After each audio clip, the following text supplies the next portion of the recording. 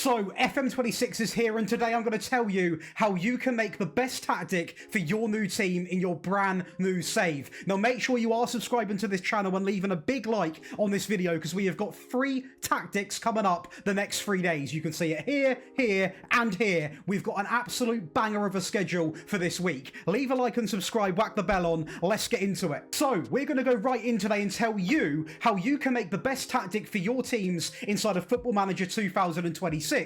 In possession and also out of possession. Now, of course, this game has just come out. You're going to have lots of questions, and therefore, comment them below right now. We are going to go in right away with tip number 1, which is going to be build around your squad and not your dreams. Now, this is something which a lot of people make the mistake from, and I'm going to make it very clear of what I mean by that. So I am going to have 5 golden tips today, and tip number 1 is going to be build around your squad. Now, what do I mean when I say build around your squad? Well, firstly, briefly look at the team that you have. Look at what you've got to offer. Now, what I actually mean by this is more, first of all, use this position filter here and actually nicely filter what you've got to work with. Now, the main thing you're looking out for here is not only the sort of amount of players you have got, but also how good these players are. So, for example, with Arsenal, as a good sort of key example, we've got Gabriel, we've got Mascara, we've got Saliba, we've got Ben White, we've got Caliafori. These are all players that can play centre-back. Therefore, we have 1, 2, 3, 4, 5 players. That means that I could play a 5-back system. We've got 3 good starting players and a couple of rotation players before we even bring anybody in. Now, if I only had 4 or 3, playing a 3-back would not work, because obviously you're using 3, you can't use the same players over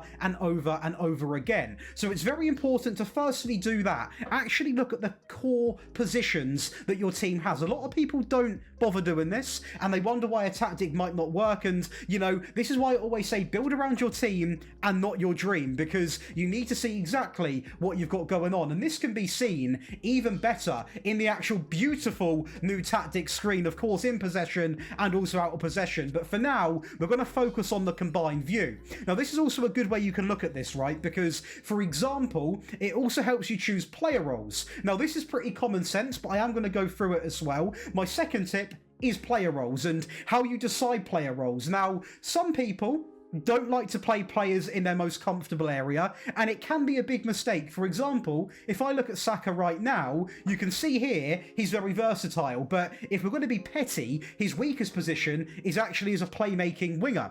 So you're actually better off playing him in one of his stronger areas. Now, you don't have to do this with every single player, right? You can be a little bit out there and a little bit creative with your own, but with some players, such as Declan Rice as an example here, you're getting almost an extra half-star again by playing him in that favoured position, and it will be the same case for a lot of these players. When it comes to Timber, you can see he can go down to be quite a weak player in some of these roles, but playing in that fullback role and inverted wingback role, he is really, really strong. You look at the likes of Eze, for example, a bit more of an example here. Obviously, you've got him at 2 stars as a wide central midfield player, an attacker midfield player, 2.5. So you really do need to actually look at what your players are comfortable in, and it's not just what it says on the screen. It also comes down to player instructions and fair use. So if you look, for example, at right backs, let's go with Timber. Open up his profile.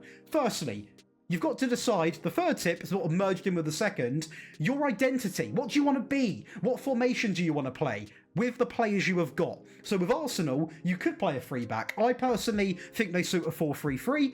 That's what Mikel Arteta plays in real life, and that's what I'm going to also play. Now, what I mean by this is you've got to decide with your player instructions. So if we look at, for example, Timber, let's just open him up for a second. We will go obviously to personalized, and we can of course now sort of get to understand where he might play, where he might not be so good at, and obviously fullback is a really, really good role for him. And what I would sort of do from here is go to the player instructions, and this is where it looks beautiful, doesn't it? Let me know what you think in the comments. It looks absolutely beautiful in my opinion. Now, there's loads you can play about with this year, by the way. No, I'm not being paid by SI to say that, but they have done a really, really good job. And the things that I'm looking out for here would be stuff like this. So if you look at things like forward runs, do you want him, you know, making fewer? Do you want him potentially going up and having him a lot higher, making more runs? That you can see there with the beautiful, beautiful graphic there. It actually physically displays what is going to be happening. Do you want him to do that? And do you want him to have more shots? Do you want him to take more passing risks? And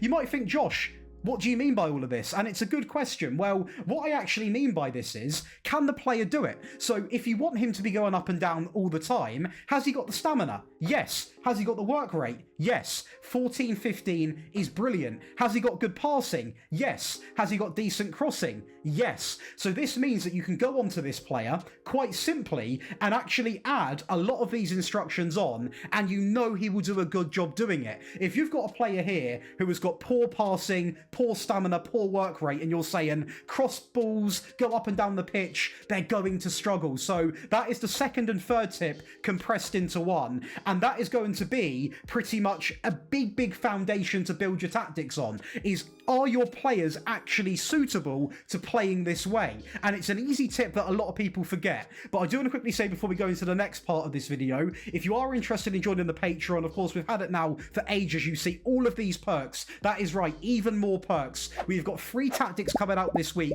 back-to-back days. Tomorrow, Saturday, and also Sunday. Absolutely flying right from day one. Make sure you're going to check it out right now, because there is currently 40% off, and it's going to be tactics every single day. I will also help tweak your tactics and other things, all of these cool perks that you can see. But let's go in now to another very important tip. So this one is also going to be usage of the tactics screen, and it's something which a lot of people might forget: balance. Balance is key, guys. Now, you can get creative, but this game's just come out, so let's be quite humble and actually understand that you need balance, and that is not just balance in possession, but also out of possession. Now, by the way, as a little heads up, I do genuinely think this year some of the best performing tactics you're going to actually see will be tactics that are actually quite similar, out of possession and also in possession. For example, the more that you change out of possession, obviously if you drag him back here and you move the whole team around, it's a lot more for the players to cope with. So I think the lot of the better performing tactics are actually going to be done from being quite similar in and also out of possession, to make that very, very clear. Now, what I will go over and say right away is, what I mean by balance is, look at your back line, look at your midfield, look at your attack. Now, obviously, we're using a 4-3-3 today, and it naturally is quite a balanced formation anyway. But a sort of good example here would be, when I say balance, look at, for example, your mentality. Obviously, at the moment, we're unbalanced. They've got the same ones as last year. If you're going to be playing, for example, positive or attacking football, maybe it's not a good idea to also have all of your players on attack and all of your players getting forward and all of your players going forward and trying to get chances, because then you're going to be vulnerable at the back. So my golden rule always is, not only with the mentality, not only with the player instructions and the player roles and the team instructions, of course, they look beautiful. Now I've looked at them some more. You need to be quite balanced, and a lot of it is actually done from the actual player roles, because team instructions, you can really get a tactic very attacking, but that works as long as the player roles aren't too over the top. You will be completely fine. So that is going to be a bit of a breakdown on tip 4. Now this is just your basic fundamentals. Of course, these are tips which will help you make the best tactic for your current team. Now I don't know what team you've got, so this is quite difficult for me to make because I'm trying to cover every single aspect and I don't even know your team, but these tips, they're applicable to every single team you play with. And the other one is not actually to do with the tactics screen, it's to do with your staff. A lot of people don't actually pay attention to staff. Now this might come into a bit more of a general football manager tip than a tactic tip, I guess, if you want to be petty, but genuinely pay attention to your staff. Make sure you've got good staff. Always improve your staff. Max out how many staff you've got. Really get stuck in with the staff and actually make them as good as they can be, because it will help the overall system, and at the end of the day it helps just your entire save. And those are going to be some pretty good tips for you to get going in FM26. Of course, we are going to be doing tactic videos and we are going to go through all of these wonderful different views a lot more in depth, but I want to get a video out there quite quickly, to be honest, because I know a lot of new players are coming to this game. They're going to be so stressed and wondering, why is it not working? Why can I not play him here? Why can I not play there? So remember, boys and girls, the Golden 5. Make sure you lock in, leave a like and subscribe, and comment below right now the team that you're doing a save with, because this year it's going to be mental, and I mean mental.